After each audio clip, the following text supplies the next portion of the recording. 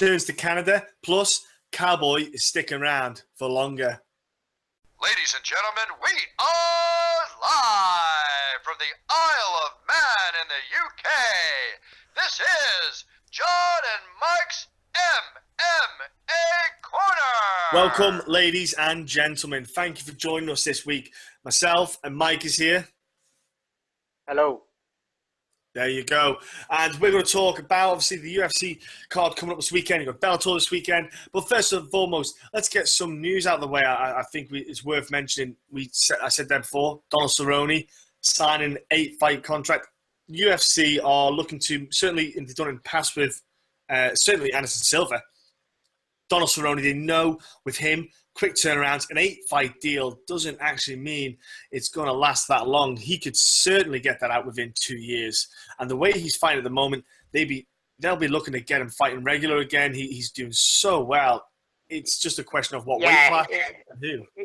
Yeah, Donald literally likes to bounce pretty much from fight to fight. He does so much better than that. And at welterweight, he looks awesome, like really good. I think those 3 fights at welterweight have really concreted that extension in his contract. Well, he's one of them guys that the UFC know what they're going to get. He's a guy who gets the bonuses. Yeah, he gets everyone interested. He's bumps on seats and he's people in front of TV screens. So, it's no brainer. When you stick him on a main card, people are going to probably pay to watch him fight. That's for sure. Well, he was part of. There was a Conor fight against Aldo that fell through, and there was the John Jones against Rumble Johnson, which also ultimately fell through. And I picked the John Jones against Rumble. One, because that was a good fight, but also because Cerrone was on the undercard. So yes, he does swing. He does bring in viewers.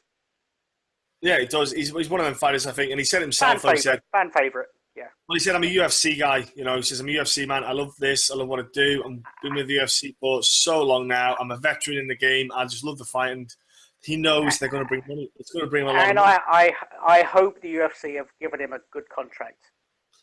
Well, for an 8-fight deal, it's definitely going to be a high amount of dollar because he can't go on a small amount for 8 fights because the amount of fights.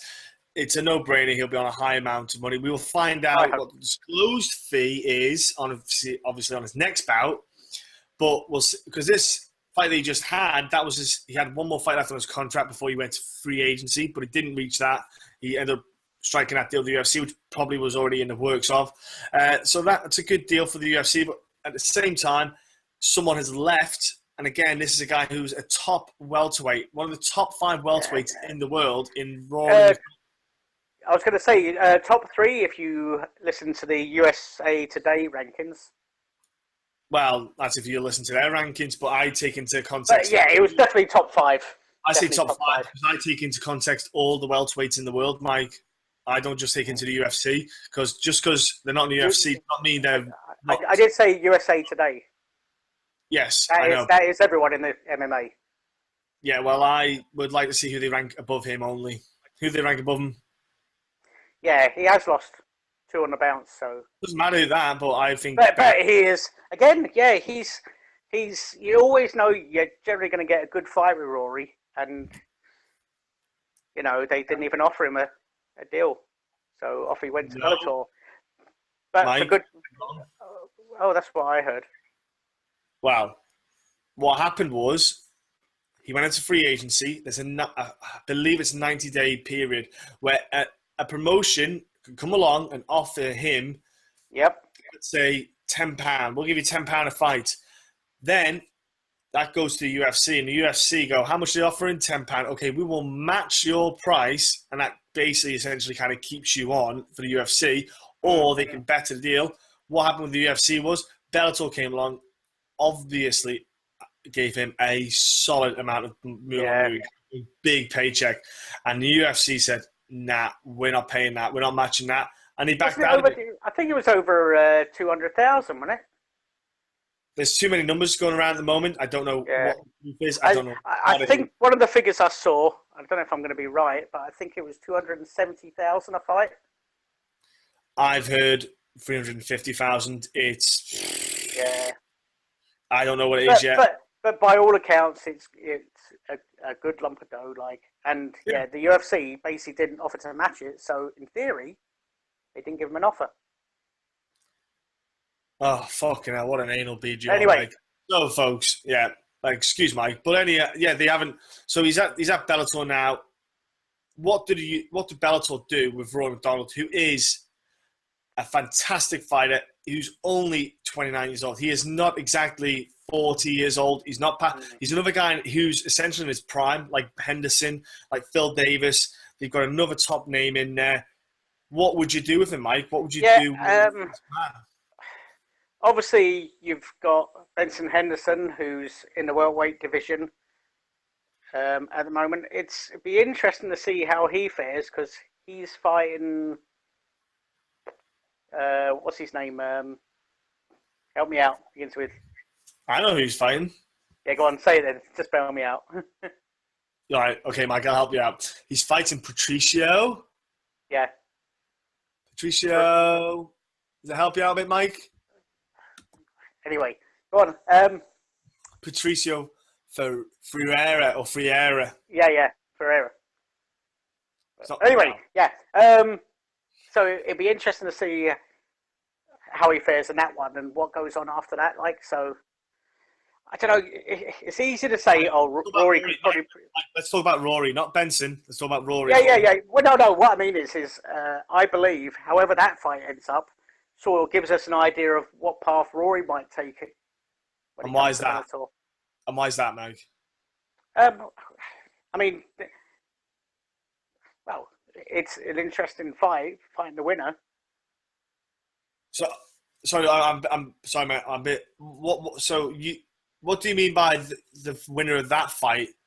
Oh, why sorry. does that matter about what happens with Rory? I'm a bit sorry. I mean, why does it matter who wins in that fight? I'm just confused. Sorry, are they meant to fight each other? I'm sorry, Mike. You have to. Well, I thought if Benson. I don't get what you mean. Sorry, I don't get what you mean. I thought if Benson comes out of that triumphant, they might put him in against Rory. Right. Well, Benson's fighting Patricio 155 for a title eliminator to fight Mike Chandler. So I'm not sure why that fight will have any relevance with Rory. I see. He'd been fighting at welterweight, and I didn't know it was actually a final eliminator. To be honest with you, but you didn't know? Oh, that's okay, Mike. No, I didn't know it was a final. Yeah, it's a title eliminator. It's not a final. It's a title eliminator between them two. Who fights Michael Chandler. So again, Okay, then Mike, what would you do with Rory McDonald? Well, to be honest with you, I think he could literally walk into a title shot. Personally, somebody of his stature. Okay, but let's look at it from a different perspective. He lost to Wonder Boy, and he lost to Robin Muller. He's lost 2 fights in a row. You lose 2 fights in a row, and then get straight into a title shot. Does that not then? So you think? So you think he's going to a welterweight title shot against the current Bellator champion, which is? I believe that. Another fight that I wouldn't mind seeing would be Michael Page. Right. That'd be quite an interesting one because that's a good test for Michael Page as well, just to sort of see what level he's at because he doesn't seem to have been tested yet. And all of a sudden, you're giving him somebody that's very durable and obviously very, very well-rounded. So something like that should sell well. Okay, well, I don't believe that Rory should have a title shot straight away against Korshkov. Don't think that should happen. He's lost 2 fights in a row. You should I respect Rory McDonald big time, but I think Rory needs to, in a sense, earn his way to a title shot within Bellator. I would agree if he had come off a win and then went into it, but he didn't. I think he's gone off 2 losses. I think for Bellator to maybe get him to have that earn his way to a title, maybe put him in a title eliminator with somebody. I don't think Michael Page is the kind of guys who would get me a title shot because I still think Michael Page is not been fighting anyone elite yet. No, he's not fighting anyone elite. He's not that. He's still got to break through at the very top. And I think if he fought against Rory, I believe wholeheartedly that Michael Page would come unstuck. I think that Rory has way too many tools and knowledge and experience, and he's fought some absolute murderers. I think Rory would probably get the better of him. But then again, I think before you get to that top echelon, that very, very top, you need to have a few oh shit moments of your own. You know what I mean? So you can deal with that. yeah, oh shit moments. You know. But at the same time, I think they need to get him against maybe a high-level wrestler who's going to try and grapple with him, get him down, put him under pressure, grind him, see where he gets to, see how he handles pressure like that. I'm not saying the fights that he's had made for him are tailor-made for him, but they suit him a lot better than some fights he could have. So I don't know what they're going to do next. I think Rory, I don't think he should get a title shot. I don't. But if I was Bellator, though, if I was Scott Coker, I would not be surprised if he's thinking straight away, let's do it. It will make a lot of eyes on it.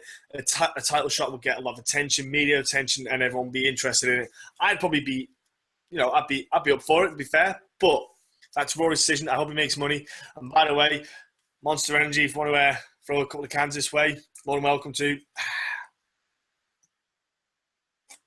Yeah, you're going to be buying them for the rest of your life, you know that. So, and let's go on. Yeah, but ultimately, what should happen and what does happen, as in business sense, the business sense often wins through. And now let's go to the other bit of news, Mike, so we had Rory, we had Cowboy, it's Rumble. We're going to leave the last man till, and it's not really Rumble, actually, it's more Dana White. Dana White has said because news came out during 202 that John Jones potentially might not get suspended because, well, the suspension might be, really reduced because there might be a complication with what was actually in tainted supplements, all this bollocks, whatever it is, because USADA is, well, whatever. I don't want to go into that conversation. It gets a bit too rabbit hole-ish. Anyway, so John Jones might be sooner than we think. Back sooner than we think. If that's the case, Dana's hinted that Rumble might fight John Jones to see who fights Daniel Cormier. Now, Daniel Cormier and Rumble are agreeing and saying, let's fight each other, let's do it, let's go, go, go. Dana White, I think, in my honest opinion, well, actually, Mike, what's your thoughts on this, actually? Let's go with yours. Right, okay, so Rumble against John Jones is a fight that I really like, but I still think Rumble should get the title shot. He's done everything asked of him. He's pretty much demolished everybody in his way, and he does it convincingly, and exciting. And, he did have a moment in that first round when he did fight Daniel Cormier where he was on the brink for a short while, and Daniel Cormier managed to weather it, and we all know then what happened. I'd like to see that run again. And I think Rumble deserves it. It was a final eliminator pretty much for for Daniel Cormier's title. And also I can't work out what does Daniel Cormier do when Rumble and John Jones are fighting. What's he going to do? Is he just going to go around the park and what have you and watch a few films? My view on it was a very shrewd bit of work by Dana White. He said that comment, and the amount of, let's say, thoughts and comments online was obscene. You had pretty much everyone, in fact, I think everyone did, everyone was basically rejecting his comment and going with DC Rumble thought. And I think that's worked very well. Very smart business move from Dana White because he's got everyone's reaction going. He's getting still a lot of interest. Yeah, he's getting the interest in the fight. He's getting everyone wanting that fight more than they possibly would have because of the amicable agreement between Jones and Rumble. Cormier and Rumble. It's very amicable. Yeah. There's no smack talk because of the way that the pair of them are. So how else do you get interest? You make that comment and bang. Yeah. Everyone's in. Everyone's saying no. Throw a pebble in the river, Yeah. Now, it's no it's not putting anything on John Jones. It's just obviously the way circumstances are with John Jones, and everyone saying, look, John Jones should have to go and fight, not interim title, none of this jazz. He's actually going to fight someone maybe in the top 3, top 5, whatever. And I think that will probably be Alexander Gustafsson. I'm telling you now, people. Yeah, go rematch him. Yeah. Gus is going to fight Jan Blachowicz at Hamburg, September the 4th. I'm spitting out, but I'm probably wrong. Yeah, you think you could have Gus against Look, John Jones? You're getting Gus and the card of New York. You're getting Gus and Jones going to happen. Now, that's if we don't know if Jones when Jones back, Mike, so let's forget about... Okay, yeah, but let's speculate. You know, no, stick it on... I'm just saying, we don't know when he's going to be back, so let's not say where it's going to be. Let's say that's the next fight they make. Okay, but let's say they get it sorted out in the next month. No, I'm just saying about matchups, Mike, it doesn't matter where it is. What matters is the matchups. And what I'm telling you now is Gus, I believe, will beat Jan Blachowicz, okay? Now, Gus beats Jan. I think the only sensible thing to do is have Rumble, Cormier, and then you have Jones and Gus. Now, they don't have to be on the same card. They just have to be around the same time. Within a month of each other, that would be ideal. I would possibly, if it was me, save Gus and Jones for maybe November.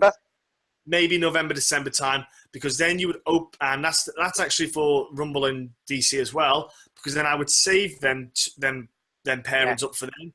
Leave them, let them fight. And after the fight, Mike, after the fight, you match the winner up of whichever fight, whoever wins each fight, for the Super Bowl weekend at the end of February. In February, bang, that's you, done. 2 fights, easily sorted. Yeah. But I mean, like DC and Rumble are screaming for the New York card. Oh, no, I know they are. Yeah. I was just saying, John Jones and Gus, you know, if you can throw them on the same card as well, that becomes very tasty. And it also backs everything up, you know. So if there is a dropout, you could easily switch either of them up, you know. It does, but I think for the main card for New York, I'm not sure if they'll want to throw that on there. I'm not sure if they'll put that matchup in. And what I mean by that is... I mean, there is a couple of big cards in December. You've got the Montreal card, is it? That's why I'm thinking you've got December. Yeah. They might stick that on a December card because those 2 fights alone are big, good. I won't lie. I think Jones and Gus is a bigger probably draw than DC Rumble. I do actually think that, but I think they might save that for December only because. Why put the 2 on the same card when you can split them over on 2 cards? Yeah, you've got 2 big cards in December. You've got the end of the year card on December the 30th, I think it is, in MGM. But there's also a Montreal card, which happens to be coming around about 4 months after GSP mentioned about how he wants to start his... Well, the rumour is GSP coming back for that card. It does sound a little bit coincidental, you know. And it sounds a bit... Well, let the rumour monkeys get started. Well, yeah, I don't even want to even engage in that idea yet or talk. I'm not even that big of a fan of that, of them turning back up. But to be honest, I was going to say, I've seen enough of GSP, and by that, I don't mean that in a negative way. I mean that in GSP was my favourite fighter when he was current, and do you know what? I kind of like the way he left it, and I don't need him to come back. You know, it's like, you know, he might come back and do wonders. He might not. I just, like, as a fan of GSP, I don't need him to come back. I am very happy with his legacy. You know, very happy with his legacy, and he doesn't need to add to it. But then again, it comes down to what he really needs to do. You know, how itchy is that itch he's got, like, you know.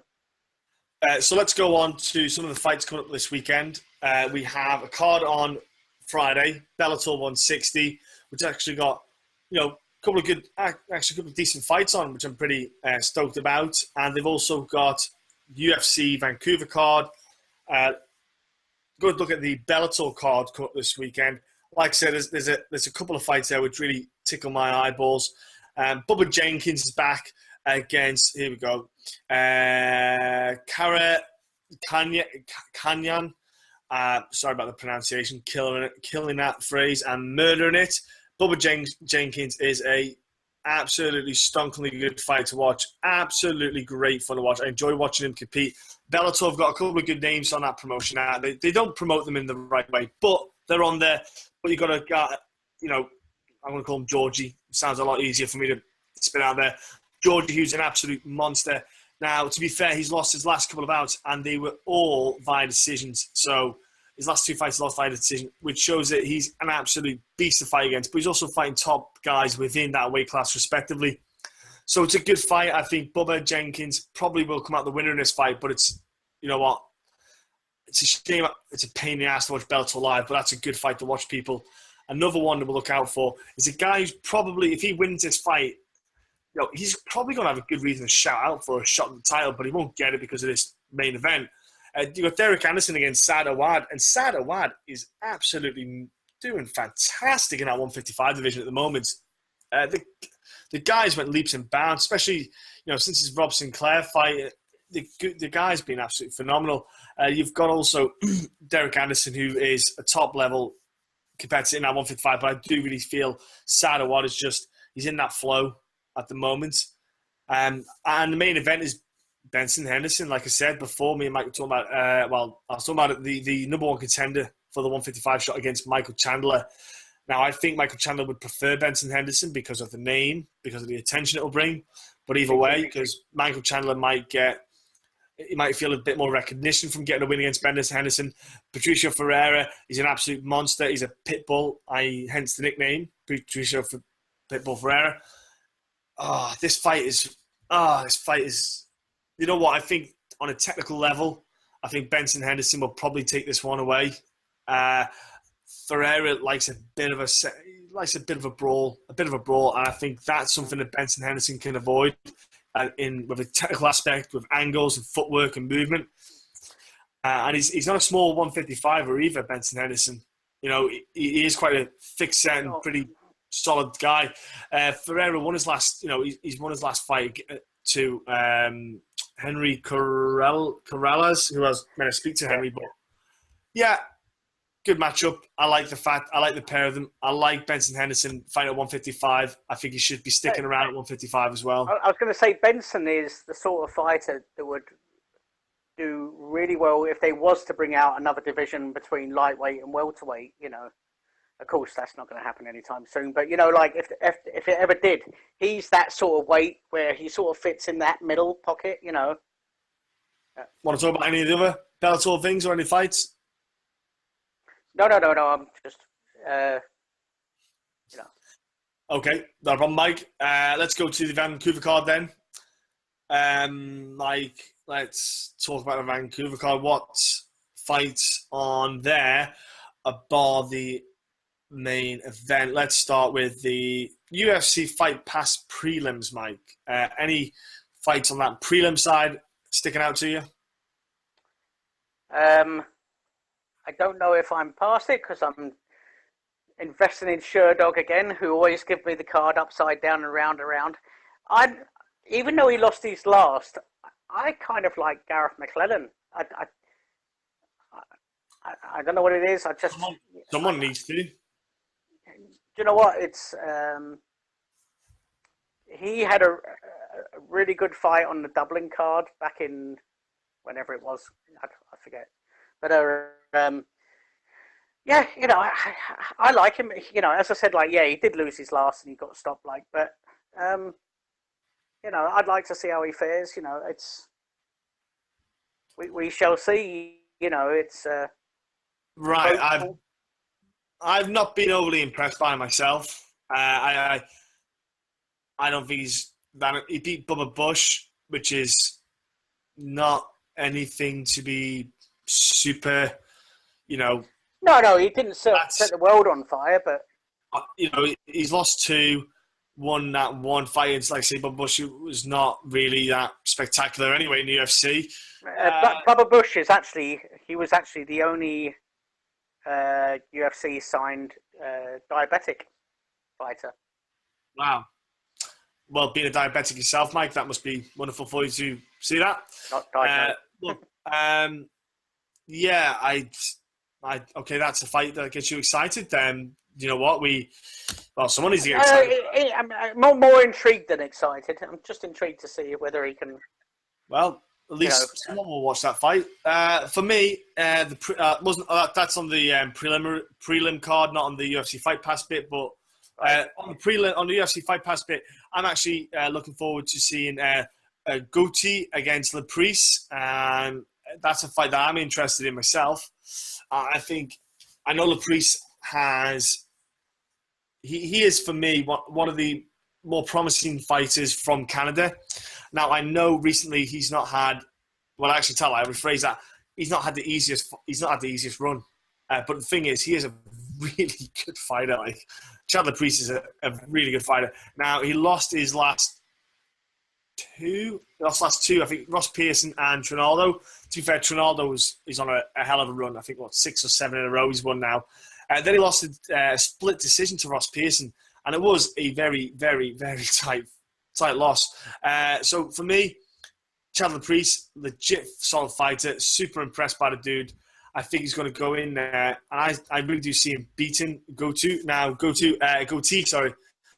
Is a guy who has a very good first round. Really, from my opinion, have that technical and endurance to keep that going into the second and third round.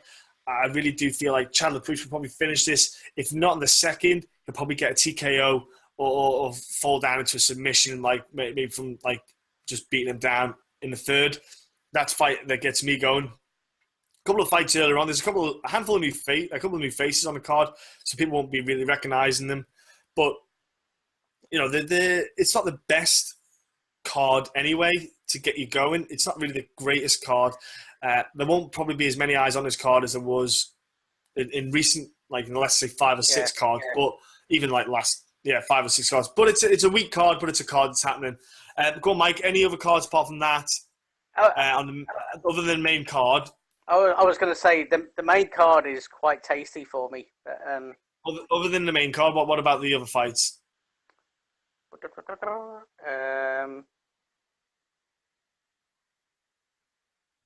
No, I've been pretty much looking at the main card for this one because there's a few fights on. Sam Alvey versus Kevin Casey is the prelim main event. I didn't. Yeah, it doesn't say on this. It says on here he's like 4th or 5th fight from the end. It's all right, Mike. When you do a bit of research, you'll find out. I've got no order. He's the 5th fight. Yeah, Sam Alvey. So very excited about Sam Alvey. Okay, then Sam Alvey, Kevin Casey, go. Yeah, Sam Alvey. I'd like it. He had the loss, and then he basically jumped straight back in there. Got the win, which must have helped his confidence no end, because, as they say, you're only as good as your last fight, and he got rid of that last fight being a loss quick. And then he's literally jumped back in there again, and he's had the birth of his kid and all the rest of it, and I'm guessing it's quite good times for him at the moment.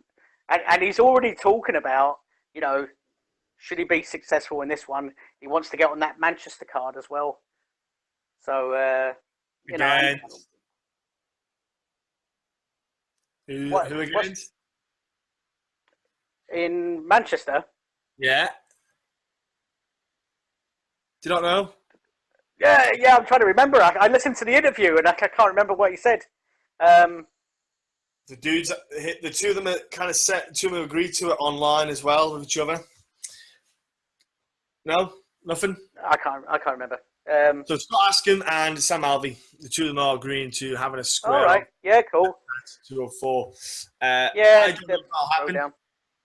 Anyway, technical side of things. Do you want me to go with that, Mike? Do you want me to talk about that side of things about this fight, other than Sam Alvey and his baby? What? No. I mean, I. Camera's here, Mike. Not in front of you on your in front of your thigh, wherever it is, or the other side, right here. I'm just. I don't know. I've got a lot of faith in Sam Alvey. The way he stayed in there against and came good late against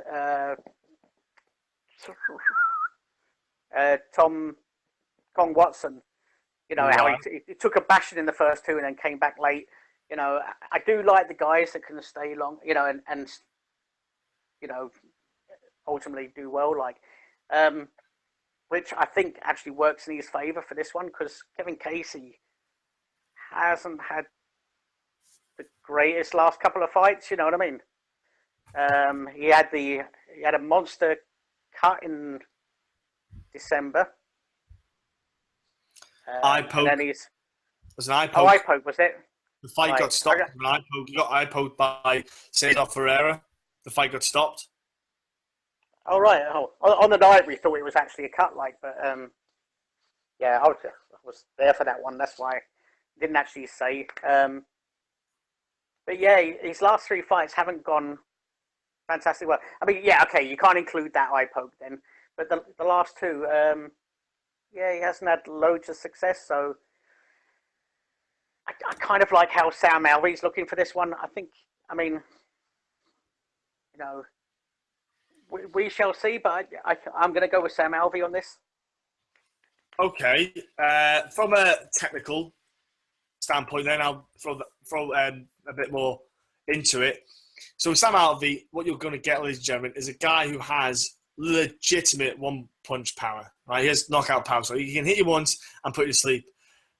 He is also a bit of a counter striker. He likes their guys to come in, but he's very aggressive in his fighting. But what he likes to do, he can throw a wicked counter. Now, with this fight against Kevin Casey has only got one goal in his fight: get this to the ground and apply what he can do best, which is his jits. And he's got legitimate black belt jiu-jitsu. He's a very good grappler. Sam Alvey, though, he's no slouch, and he isn't that easy to get down and to keep down. I think that Kevin Casey, though, one major factor in this fight is that he is not designed for 2 or 3 rounds. Kevin Casey, if he doesn't get that, if he gets you down, or if he's fighting to get you down and run around, he will tire by the 2nd round. Right? He just slows down like that. It's a fact. He is not built for that. I think, though, for him, that is going to play a major factor. Like, has he worked on it? Has he built stuff? I don't know. But with Sam Alvey, his aggressiveness is going to be a bit different in this fight than it was in the say Elias Theodorou fight where he kept trying to chase Elias. With this one, he has to be a bit more careful because of the dangers that Kevin Casey will offer with going for a takedown. I think you'll see a counter-striking Sam Alvey and a very smart Sam Alvey. He can crack hard. I think those angles are going to pay dividends. I want to see how this goes. I look forward to seeing this fight. I think that, especially after the huge fight that he had at, was it 199 his last bout was? I think it was 199. I got like a draw or something like that, or a win. Did he get a win, did he, in the last one? Sam Alvey. He got a win. No, Kevin Casey. He got a draw. Now, that was huge for him emotionally because, like, literally the day before, his father-in-law died, Muhammad Ali. Yep, that one. Yeah, so that was a big one for him. It was big, so mentally. But other than that, though, to be fair, he's not fighting Sam Alvey. He's a bit of a step up. I do see Sam Alvey putting him away. If he doesn't knock him out in the first with a counter strike, I think he will just literally finish him in that third round. It's just going to happen. I was going to say, Sam Alvey, he has a very good 3rd round, so it won't get that far. I think it really will not get that far, folks. I think 2nd round. Okay, Mike, I'll let you go to the main card now. You can talk about. I'll let you talk about fighting the main card. That'll help you out. Literally 2 of my favourites, Jim Miller and Joe Lozon. Okay, go ahead. Yeah, it's Jim Miller. He's not the same Jim Miller that we've been used to over the years. He has been on a bit of a slide. But having said that, it's I don't know. I can see this one sort of like I can see them both turning back time a little bit. You know, he did win his last against Gomi, but yeah, he had been on a 2-fight skid, like, and not looked overly great in those fights either. You know, so I mean, he's literally won 2 of his last 6. Jim Miller. Yeah, I don't know. It'd be interesting. Like, you know, would they elect to stay on their feet? You know, you've got 2 very good guys on the ground. I think it might just stay on its feet, this fight. I really do, for some reason. You know, don't think they're going to be looking for taking it down. I don't know, you know. Joe Lozon. What about Joe? You just put Joe Lozon. What about Joe? Yeah. I mean, I can't pick a winner in this one. I really can't. If you said to me I had to put my house on it, I'd probably go with Joe Lozon. It's right. Because again, another super exciting fighter. You know, he's got those bonuses. I just feel like there's a bit more of him left. You know, it's I don't know. I think he's got the better stand up out of the two of them. okay. You know, on the ground, I think it's very close. You might even actually give it to Miller, maybe on the ground. But I think on the feet, I think you've got to give it, as they are currently, I think you've got to give it to Joe Lozon. And because I think that it might stay on the feet, that's why I'm picking Joe on this one. Right, okay. Well, this, ladies and gentlemen, is a rematch from the first fight that he had in UFC 155, which was just a bloodbath for people at home. Just drop that in for you all. This fight, it's not like a rivalry. It's just the fact that the UFC have matched it up stemming from the results of the UFC 200. Now, the UFC 200 bouts, you've got to look at the Diego Sanchez-Joe Lozon fight. Now, I think everyone expected that to possibly be a three-rounder. And Joe Lozon came out with a beautiful 1-2 combination to really just wreck Diego Sanchez's day and put him to sleep. Now, people don't usually do that to Diego. And Joe Lozon had some great hands. Maybe he's just been doing stuff at home that we don't see, you see, not always there in gym training with him, learning what he's doing. And also, Joe Lozon is a guy, I think he's got good hands. To be fair, when it comes to elite strikers, he starts to get a bit outclassed. The Alaquenta fight is really one that sticks out. That's one that particularly sticks out well. Joe Lozon is a guy on the ground as well who will give you nightmares. I think the pair of them, him and Jim Miller, know they're both dangerous. I think they will be very smart and very thoughtful about who and when they're going to take each other down. You know, who's going to make the first move and what kind of move they're going to make, because you don't want to get countered and get maybe falling on your back. You don't want to shoot in, the guy sprawls. You don't want to be doing anything with a trip that can get reversed or a sacrifice throw which can make you land on your back, all sorts.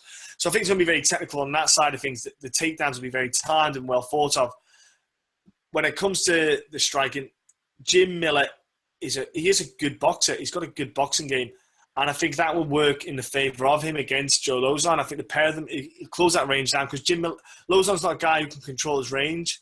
He's not someone who will use any length. You know, the pair of them will just box. Do I see another decision? I don't see a decision this time. Now, I know Jim Miller got the upper hand last time.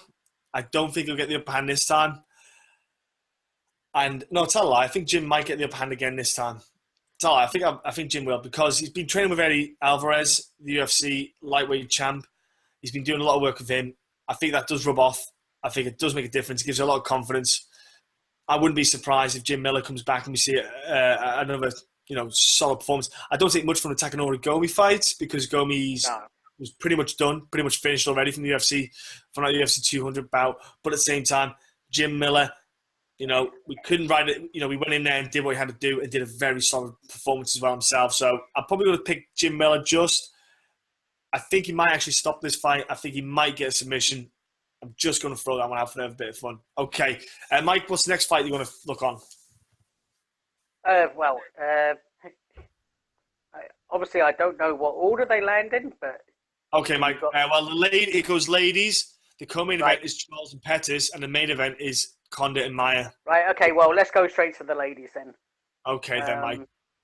Becky Rawlins against Paige Van Zandt. There you go, bro. Yeah, okay.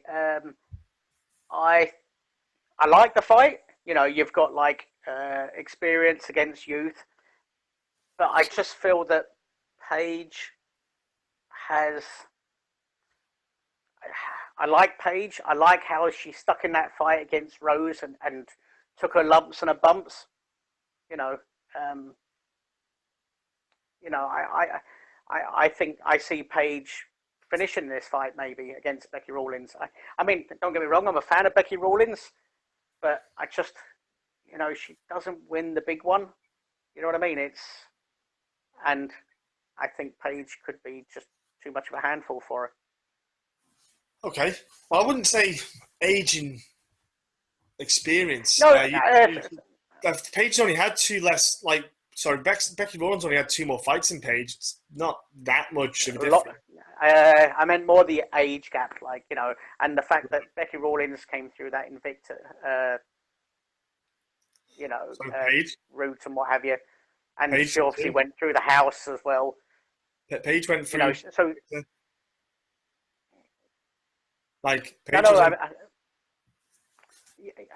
but she didn't go through the house, and I just feel that Paige, right? And having that youth as well. Whereas I think Becky Rawlins, when she does sort of step up, to that next level, she normally seems to come unstuck.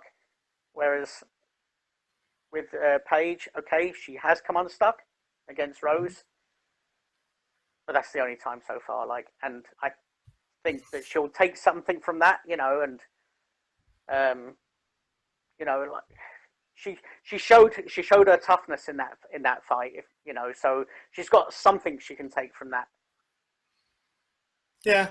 Well, she lost in the UFC once, but she lost before that in Invicta to Tisha Torres. Don't forget, because they were talking about that match in the UFC.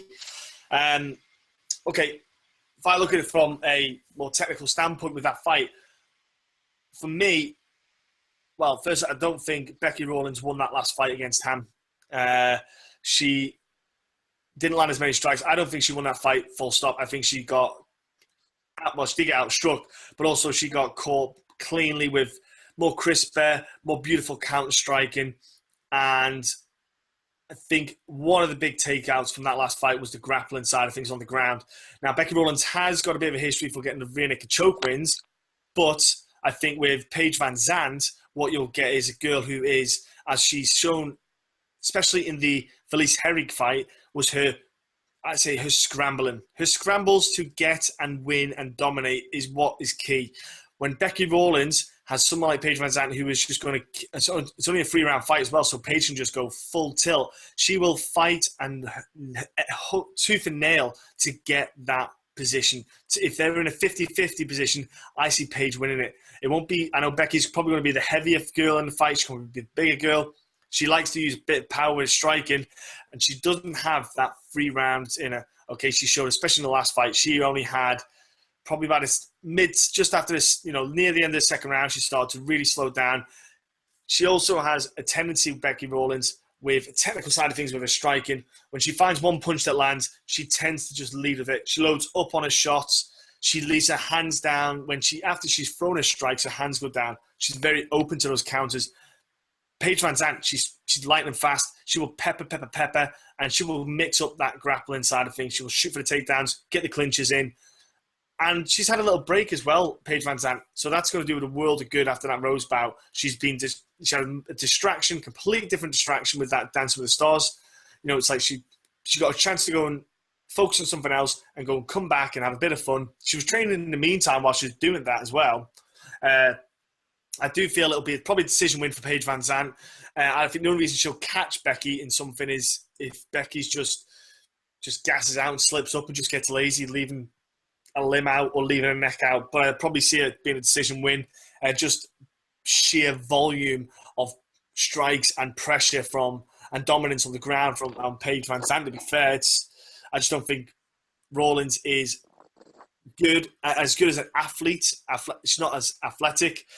She's got a bit of grit about her. She can take a crack, but I don't think that's going to be enough. That's my opinion on that fight, Mike. Let's go to the co-main event then, Mike. Spit that one out. Anthony Pettis against Charles Oliveira. I know, yeah. It's a good match, a very good match. And I've started to sway towards Charles Oliveira in this fight, believe it or not. Okay. Yeah, I mean, this is Pettis' first fight down at featherweight, I believe. It is, Mike. Yeah, well done. Weights. Well yeah, done. I've got to wait right. Yeah, you got something there? Yeah. That's one for the night. I don't think, Anthony Pettis loses 3 fights and then goes down in weight. I don't see that's the right thing to do. I think, you know, Anthony Pettis had things going really well for him in as a lightweight. He was champion, and okay, so he lost 3 on the bounce. He's fighting. I don't think he necessarily had to come down. So I'm a bit worried about how he's going to fare. But anyway, it is what it is. Charles Oliveira's. He's pretty much, other than the injury he got against Max Holloway, he's not really doing anything wrong. So, I have high expectation for him. His jiu-jitsu is, at a crazy level. Pettis jiu-jitsu is better than all right, but it's not at the same level. And you kind of feel that at some point in this fight, it's going to go down to the ground. And I think Oliveira should be able to do enough once he got him there. But he's got to avoid the striking from Pettis. But it's, the big question is what's Anthony Pettis like at featherweight? We just haven't seen it, so we don't know, No, we don't know what he's like at featherweight. It's a question that a few people did ask in the past. Now, okay then, if I'm going to look at this fight from a kind of a technical standpoint, Anthony Pettis needs to stick to what he does best, and that is kicking with variable strikes. He needs to keep that guy, Charles Oliveira, away. He needs to keep that distance. Yeah. Manage him with kicks, teeps, anything. Just keep that guy away. Throw that jab out. Just keep the dude away. When he comes out charging at him for maybe trying to throw some strikes to get that clinch or get him to the cage, he needs to get those angles, cut across, cut away. You don't want to be going to the ground, Charles Oliveira. Whether he is on his back or he is on top, you do not want to be going down there with Charles Oliveira. He is a nasty, nasty man on that ground, right? Okay, I think he's got 8 wins in the UFC, and 6 of them are six of the wins with all with different submissions. He's had 6 different submissions, with wins. Dude is just dangerous everywhere. It's not like he has one kind of go-to thing to get you with. He will get you anywhere. Like he finished one with a Peruvian necktie. That was badass finish, all right? Okay, let's look at the ground game. Okay, so you've got that to be scared of. And we know that Pettis and his wrestling is not up to par with his striking. It's been seen too much, and that's what dudes do. They took advantage of it. Eddie Alvarez, Rafael dos Anjos, they took advantage of it. Edson Barboza was the kind of guy who wanted to stand and bang what Pettis wanted, but it just didn't work because Barboza's on fire. The weight cut for Pettis is a factor. If he goes to the second, third round, how does it affect him? Can Charles Oliveira maybe get to that second or third round? Big question, because Charles Oliveira does not like to get hit in that face. You had Club Swanson and Frankie Edgar do him harm. I think Max Holloway would have just demolished him anyway. If injury or no injury, it was not. It was nothing to do with the injury. It was going to happen. Let's look with Pettis. That dude just needs to tag him. He needs to start tagging Charles Oliveira. The pair of them, though, aren't going to be great in that third round. I think if he gets to the third round, if the weight cut is a factor, and what I mean by that is if Pettis' weight cut isn't that great, I don't know how it's going to affect him. I don't know how his weight cut's going to go. He won't be solid. But with Charles Oliveira, that dude never cuts weight well. Never. He misses weight. He's not great at weight cutting. He's always drained. It always affects his performance. That is a factor to take into consideration, is if Oliveira can even make weight. I am picking Anthony Pettis to win this fight, but I can't really pick until after weigh-ins to see how they made weight. Yeah, I think it's I think who wins the first round of this fight is the winner of the fight. Personally, I think it. Well, I think if Pettis is fine with his weight and his weight's okay, he'll probably finish Oliveira in the first. Let's go to the main event, Mike. Let's do it. Main event. Damian Maia and Mr. Carlos Condit. Oh yeah, it's a dream match. I love it. I love it. It's you've got two guys at the very, very top. Like I think, Damian Maia. It's like it's one of those ones. What's he got to do to get a title shot? Right, go on.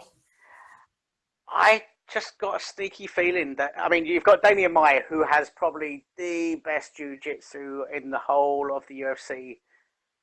The guy is elite of the elite. It's there probably is no better, and you'll probably have to search hard to find anyone better than the whole of MMA. Maybe Right. the guy is Okay. legit, and he's also sort of he's blended it well with his MMA now. It's but I just wonder if Carlos Condit just has enough survival know-how to I don't know, like I want to pick Carlos Condit, but I remember the GSP fight and just how he was sort of just outclassed on the ground a bit, when it did go there, and Right. I feel we have to say that Damian Maia has got to be a better grappler, and I don't know, I don't know, I can't pick a winner in this one, but I don't see it being a finish either. I think it goes the distance. Okay. Interesting. Okay. Yeah, I know. I'll start it off. It's fine. It's all right to pick that, but if you think it goes distance, I am going to pick Carlos Condit. I'm going to be a bit wild and pick a fighter. I'm going to pick someone. I'm going to pick Carlos Condit. I'm just going to go for it, and I'm going to quickly go with my pick, and I'm going to go with the technical side of things of the fight. Damian Maia, like you said, his grappling is something that you could not mess around with, all right? He's an absolute nightmare and a pain in the ass, all right? The dude is a backpack, and you can't get him off. He, in this fight, is going to do one thing and one thing only. He's going to throw some dummy bullshit strikes at Carlos Condit to close that gap, to clinch him, to trip him, and that is it. That is all that's on Damian Maia's mind, is to get him either against the cage or get him down where he can grab him in the middle of the octagon. Either way, that's his game plan. He's not going to stand there and trade with Carlos Condit. If he does, that guy's going to go to sleep pretty quick. Now, the thing is, what you've got to take into consideration, Damian Maia's last 6 UFC fights, I believe, he's only been hit 13 times in 6 of his previous fights. So it shows how quick he can close a gap down and how quick he can get you down. Now, Mike, you did talk about GSP, Carlos Condit. That is a totally different style of grappling than Damian Maia. Yeah. Firstly, GSP wrestles, okay? He is wrestling. He is not doing jiu-jitsu takedowns. Damian Maia's takedowns are really based on a jiu-jitsu technique where he gets the clinch and gets the trip. It's very much a gi grappling technique.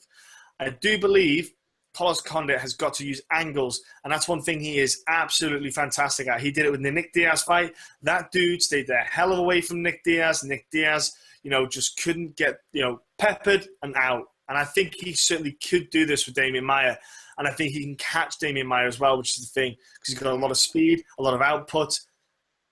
As the fight goes on, body starts sweating. I think it makes it harder for Damian Maia to get the takedown in with the sweat on the bodies. But also I think one thing that matters is when Carlos Condit is on the ground, he is not like other guys on the ground. That dude will slice and dice your skull with elbows and attack you 24/7 on the ground. He's not a guy who will slouch on the ground, try and hold you. He will just strike. One thing that does, put you off your rhythm, put you off your focus, and really disrupts what you're trying to do. I haven't seen pretty much anyone else do that with Damian Maia when they're on the ground, so I have no idea how Damian Maia is going to handle that, okay, if he does get the fight to the ground. Now, if Damian Maia does get the fight to the ground, I do think it's a case of how long can Carlos Condit survive. If he can survive the round, good for him. Don't let it happen again. But I'm going to pick Carlos Condit to possibly get this finish in, to be honest with you. I think he might be one of those guys Damian Maia is tough as nails, people, but that's my shot. That's my pick. And that's UFC Vancouver card right there. Pow. Okay, that's our awesome little chat, ladies and gentlemen. We'll be back next week for more chinwags, talks, gossip, all that palaver. And we'll look forward to speaking with you all and joining you all then.